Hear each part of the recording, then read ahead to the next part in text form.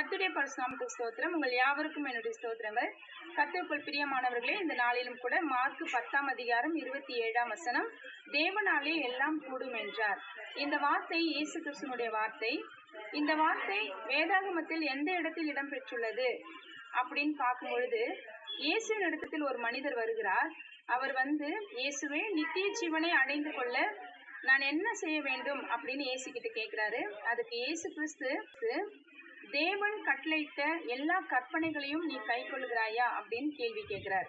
அதாவது, விபச்சாரம் செய்யாதே, கொலை செய்யாதே, பொய் சாட்சி சொல்லாதே, விதமான ஒரு செயலும் செய்ய வேண்டாம் அப்படின்னு இயேசு கிறிஸ்து அந்த மனிதரிடம் சொல்லும் பொழுது, அந்த மனிதர், இயேசுவே, என்னுடைய சின்ன வயசுல இருந்து இது எல்லாத்தையும் நான் கடைபிடிக்கிறேன் அப்படின்னு இயேசு கிட்ட அவரு சொல்றார். அதற்கு இயேசு கிறிஸ்து மறுமொழியாக, இடத்துல ஒரு குறைவு உண்டு அப்படின்னு அந்த மனிதர்கிட்ட அவரு சொல்றார். என்கிட்ட என்ன குறைவு உண்டு அப்படின்னு அந்த மனிதர் மறுபடியும் இயேசு கிட்ட கேட்கும் பொழுது, உனக்கு உண்டான எல்லாவற்றையும் விற்று தரித்திரருக்கு கொடு அப்படின்னு அந்த குறைவை சுட்டி காட்டுகிறார் இயேசு.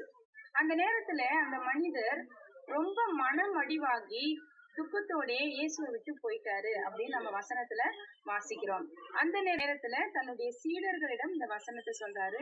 மனுஷனால் இது கூடாத காரியம், ஆனால் தேவனாலே எல்லாம் கூடும் அப்படின்னு சொல்லி இந்த வார்த்தையை இயேசு கிறிஸ்து இந்த இடத்துல சொல்லுவதை நம்ம பார்க்கிறோம்.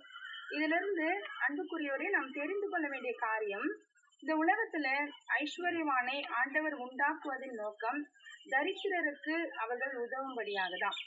நம்மளை ஆண்டவர் பணக்காரரா அவர் உருவாக்குறாருன்னு சொன்னா, நம்மால் இயன்றவரை மற்றவர்களுக்கு உதவி செய்கின்ற மனப்பான்மை நம்ம ஒவ்வொருவருக்கும் வரணும் என்பதுதான் இயேசு கிறிஸ்துனுடைய ஆசை. ஆனால் இந்த உலகத்துல வாழ்கின்ற மக்கள் ஐஸ்வர்யவான்களா இருக்கும் பொழுது அவர்களுடைய ஆஸ்தியிலிருந்து மற்றவர்களுக்கு கொடுக்க அவங்களுக்கு மனசு இல்லை. ஏன்னா, நான் இப்ப சொன்ன ஒரு மனிதர் மிகுந்த ஆஸ்தி உடையவர் அப்படின்னு வசனத்துல நம்ம வாசிக்கிறோம். அவர் மிகுந்த ஐஸ்வர்யவானா இருந்ததுனால அவர் தனக்கு உண்டானதை விற்று தரித்திரருக்கு கொடுக்க அவருக்கு மனசு இல்லை. அதனால இயேசுவை விட்டு அவரு பின்வாங்கி போனார். இந்த நாளில கூட இந்த வசனத்தை கேட்கிற ஒவ்வொருவரும் நமக்கு கடவுள் கொடுக்கின்ற ஆசீர்வாதத்திலிருந்து இல்லாதவர்களுக்கு கொடுக்க நாம் ஒவ்வொரு நாளும் பழகி கொள்ள வேண்டும். இது மனுஷனால் கூடாது. மனுஷ இயல்பு கொண்ட நம்மால் இதை செய்ய இயலாது. ஏன்னா, நம்மளுடைய சொத்து சுதந்திரங்களை விற்றோ இல்ல நமக்கு உண்டானதை எடுத்து மற்றவர்கள் கொடுக்க நமக்கு மனசு வராது. அப்படி ஒரு சிந்தனை நமக்கு வரணும்னா நம் ஜபத்தினாலே அதை பெற்றுக்கொள்ளலாம். அன்பு நிறைந்த ஆண்டவரே, இந்த நாளும் இந்த வார்த்தையை கொடுத்துக்காய் நன்றி செலுத்துகிறோம். ஆண்டவரே, இந்த வார்த்தையில் உள்ளபடி எங்களுடைய வாழ்க்கையில நீர் ஒவ்வொரு காரியங்களையும் பூரணப்படுத்தும்படியா நாங்கள் ஜெபிக்கிறோம். ஆண்டவரே, எங்களுடைய உள்ளங்களிலும் மற்றவர்களுக்கு உதவ வேண்டும் என்கின்ற எண்ணத்தை நீர் இந்த நாளிலே விதைக்க முடியாப்போ நாங்கள் ஜெபிக்கிறோம். உடைய வல்ல கரத்தில் அந்த வசனம். அன்பு நிறைந்த ஆண்டவரே, இந்த நாளும் இந்த வார்த்தையை கொடுத்துக்காய் நன்றி செலுத்துகிறோம். ஆண்டவரே, இந்த வார்த்தையில் உள்ளபடி எங்களுடைய வாழ்க்கையில நீர் ஒவ்வொரு காரியங்களையும் பூரணப்படுத்தும்படியா நாங்கள் ஜெபிக்கிறோம். ஆண்டவரே, எங்களுடைய உள்ளங்களிலும் மற்றவர்களுக்கு உதவ வேண்டும் என்கின்ற எண்ணத்தை நீர் இந்த நாளிலே விதைக்க முடியாப்போ நாங்கள் ஜெபிக்கிறோம். உடைய வல்ல கரத்தில் அந்த வசனத்தை ஒப்புக் கொடுக்கிறேன்.